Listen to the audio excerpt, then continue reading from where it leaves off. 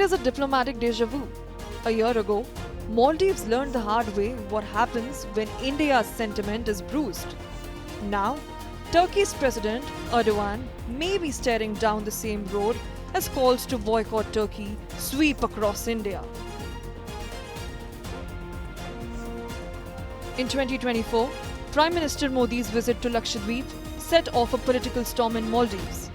Maldivian leaders hurled racial insults, triggering massive backlash across Indian social media. What followed? A nationwide boycott campaign. Tourist cancellation soared.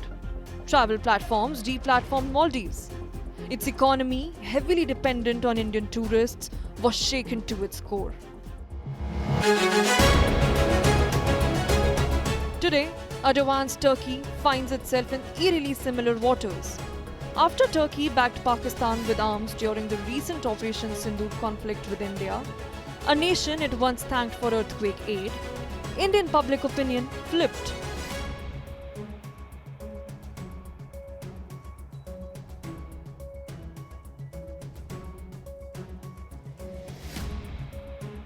Trade with Turkey, once expected to rise to $20 billion, is suddenly at risk.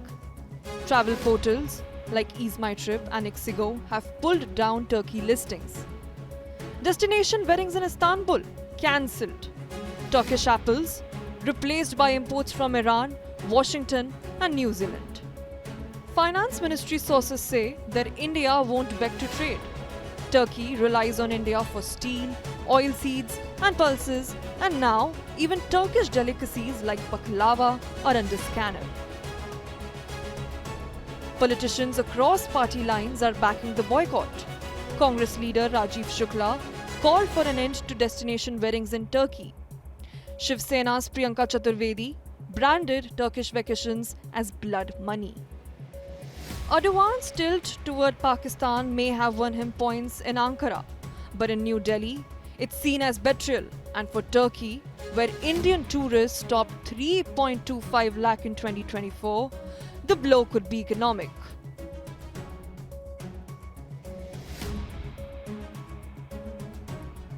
Erdogan now stands where Muizzu once did, isolated by Indian sentiment.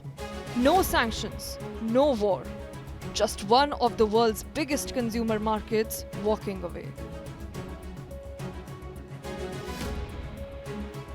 If Maldives is any precedent, Erdogan may be forced to reassess before Turkish businesses, hoteliers and traders pay the price for Ankara's geopolitics.